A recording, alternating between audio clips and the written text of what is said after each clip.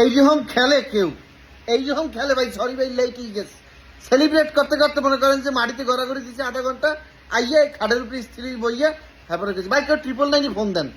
এই যখন খেললে হ্যাঁ চ্যাম্পিয়ন্স লিগে নেওয়া যাবে না, বাতিল করে দিতে, মানে এটা কি? লাস্টে আইয়ে 68 মিনিটে গোলটা খাইছি, আপনি বুঝতে পারছেন? 68 মিনিটে গোল খাইছি।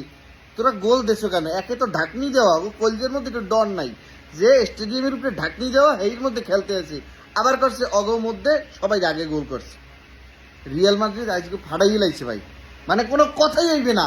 জোসেলু সে আমার ভাই, ওরে আমি কালকে দিয়ে ওরে আমি দত্তক নিচ্ছি আমার ভাই হিসেবে, আমি সার্টিফিকেট বানাই দিব। কি করছো লাস্টে এটা?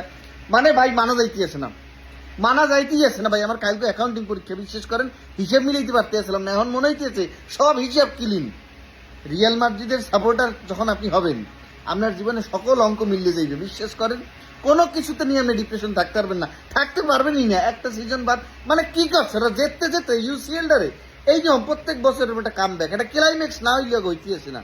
মানে হাউ বিউটিফুল ইজ দ্যাট, আপনি চিন্তা করতে পারতেছেন? হোয়াই দিস কলাবেরি ডিবানাই বলাইছে ফুটবলটারে, খেলতে লইছে একদম মনে করেন 68 মিনিটে গেছে। আপনি মনে করেন বুঝতে পারবেন না, দাদা বোঝার কোনো লাইনই নেই। একেবারে পরতে পরতে স্তরে স্তরে আপনি মনে করেন খেলা ঘুরেই নেছে। লাস্টের 2 মিনিটে এসে 2টা গোল।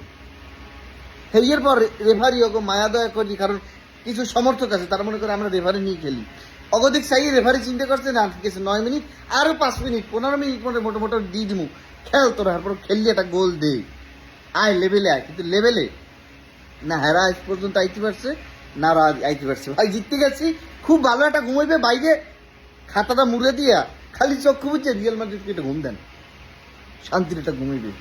Hello Madrid.